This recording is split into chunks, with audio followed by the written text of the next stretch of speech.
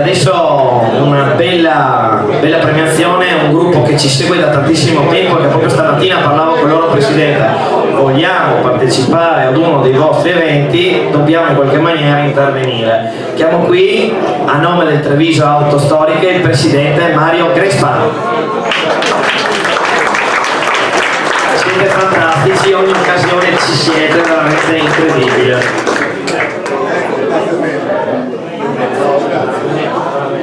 Vorrei dire che intanto non sono il presidente.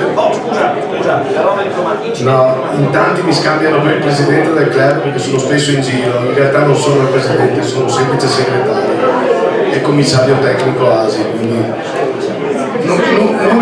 nulla di più per quello che riguarda le attività di club.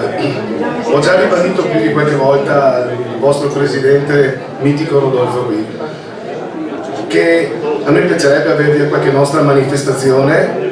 Il problema è che noi non siamo bravi come voi, come loro, a organizzare manifestazioni così numerose e così importanti. Diciamo che siamo dei buoni gregari, però dei club più grossi. Siamo un piccolo club, il Treviso Autostoriche, che conta 400 soci, sono pochi.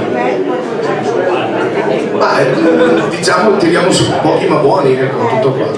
E diciamo che saremo lieti comunque di mandare via Facebook qualcosa.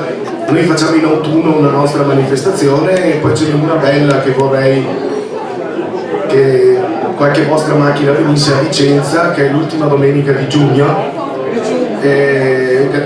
È una manifestazione statica, però normalmente si tirano su 350 vetture che stanno in mostra a Vicenza, vicino al centro. Anche là poi ci sono le premiazioni per i lontani, i vicini, però e lì sono tutte auto storiche, di tutte le marche, di tutte le nazionalità, divise per settore, per marca. E potrebbe essere un bel motivo per far su un bel gruppo di Alfa Romeo da esporre di Piazza Vicenza, per esempio. Noi collaboriamo con altri 7 club del Veneto a organizzare questa manifestazione, per esempio. Comunque vi faremo sapere. Grazie di tutto a tutti quanti, a voi in primis, siete sempre molto bravi e gentili e noi facciamo bella mostra di questa club e siamo fieri di esporla. Grazie comunque, speriamo il prossimo anno di essere ancora di più da Treviso, speriamo.